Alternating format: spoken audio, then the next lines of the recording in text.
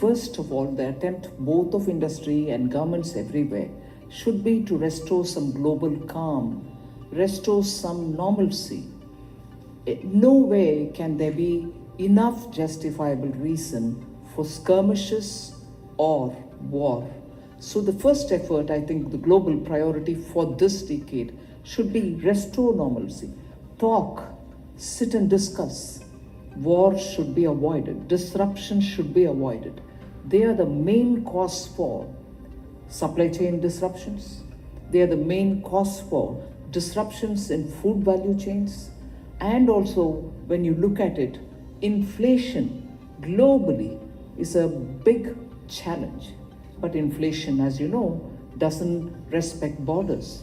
Inflation is so contagious that nowhere is any country's effort today is completely successful, because beyond its powers are inflation forces which come in.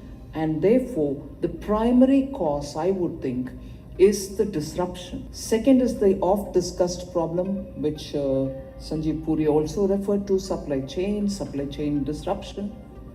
The world tasted success of spreading supply chains on the principles of efficiency rules, scale rules, so Adam Smith rules, and therefore we located such production centers or hubs where it was economically making sense.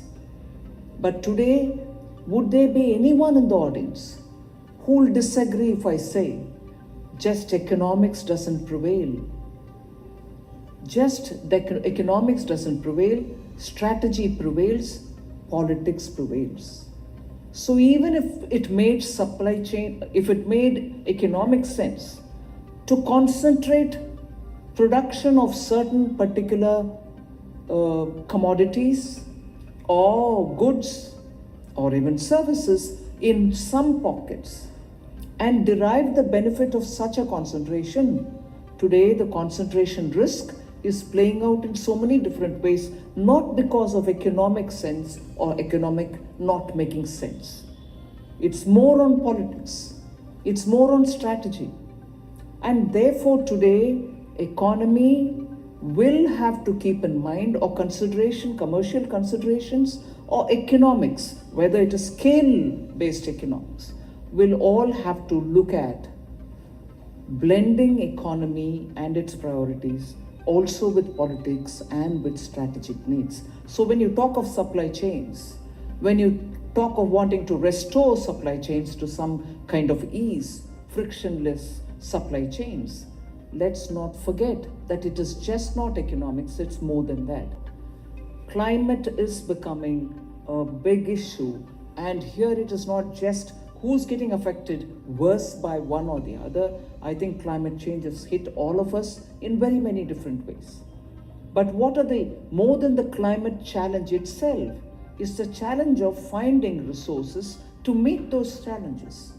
A lot of discussions happen, a lot of promises are made on the table, but nothing is realized as much as was spoken.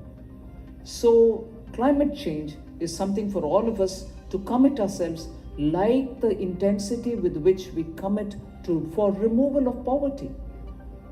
I'm sure most of us in every country, advanced or developing or emerging, commitment to removal of poverty, commitment to working together with our poor at different levels and different scales is a commitment which all of us are living with and wanting to perform on. So equally, I would think it's important that on climate, we commit ourselves to make sure our people don't lose their hard-earned wealth, hard-earned small assets, their lives to climate vagaries. Extreme weather events are taking away hard-earned resources of the poor people. Are we giving them resilient infrastructure?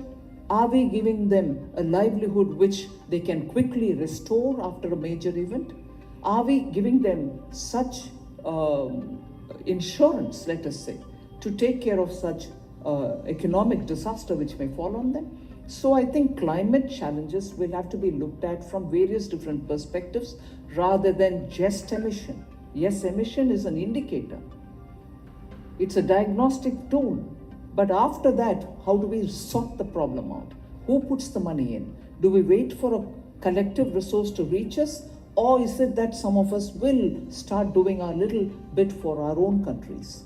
Waiting for something which is going to come will lose the advantage, will make us lose the advantage of number of years where we've not acted. We wouldn't have acted and therefore we lost. We will tend to lose the advantage that we have.